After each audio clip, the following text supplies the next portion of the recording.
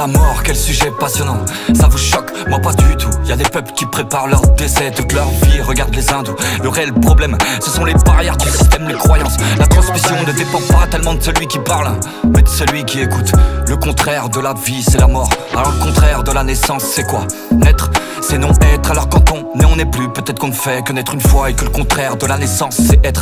Le véhicule de notre corps physique n'est que temporaire. Quand on arrive dans ce monde, on apparaît, et quand on le quitte, on disparaît. Donc en fait, si j'ai bien compris, ici on ne fait que paraître.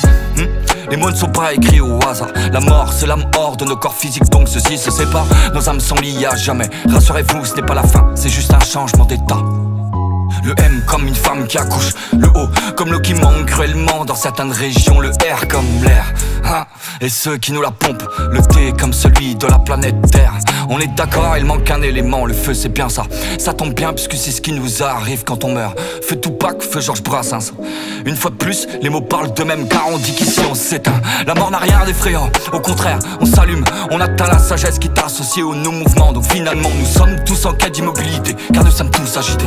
Il y en a alchimie, on appelle ça le souffle, la souffrance. Pourtant la vie est faite de mouvements.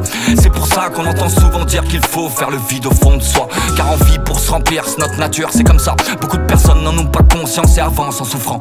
Car la coupe est pleine, et faut la vider de temps en temps, c'est une évidence. Alors je me dépense, m'entoure de personnes qui m'apportent de la joie. C'est toi qui crées ton environnement social. Tu es maître de ce corps, pour une vie c'est magique. Chaque conséquence de tes actes vient d'un choix. Se plaindre et subir en est un, et beaucoup de gens le pratiquent. Moi-même pendant des années. Et puis un jour tu t'éveilles, tu ne ressens plus une mallette qui t'a toujours possédé. Tu te concentres sur les bienfaits quand quelque chose de douloureux t'arrive.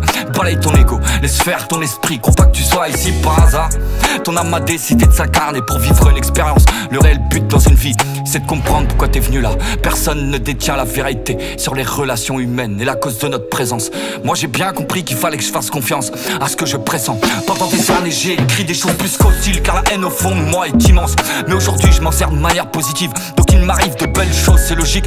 Tout est fait d'énergie et de vibrations, donc plus tu prends dans la bouche, plus ce qui vient derrière est gastronomique. Quand t'as pris conscience de cette phrase, que tu n'es qu'une âme avant tout dans un corps physique, la vie n'a plus la même saveur, car tu es persuadé que le goût de la mort est encore meilleur.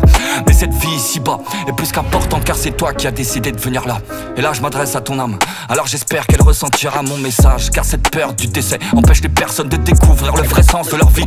Car le temps prend une place trop importante. On se dit qu'il faut qu'on fasse ceci, cela, qu'on se dépêche de construire une famille, qu'il faut qu'on gagne plus d'argent, la peur de ne pas réussir, le fait d'échouer dans la reconnaissance de ses proches. Toutes ces craintes et appréhensions font que tu n'es plus du tout maître de toi-même. Voilà ce que t'as appris le système, on dit que le temps c'est de l'argent. Alors j'apprends à challenger le temps, car je n'ai pas la même vision de la richesse. Moi je n'ai rien à prouver, mon seul but est de partager. Même si parfois je fais preuve d'une certaine véhémence. On pense trop à hier à demain, sans calculer l'instant présent. Le mot est lâché, on cesse de nous le rabâcher, mais c'est qu'il y a peut-être une raison. C'est un véritable cadeau, encore une coïncidence si on appelle ça un présent.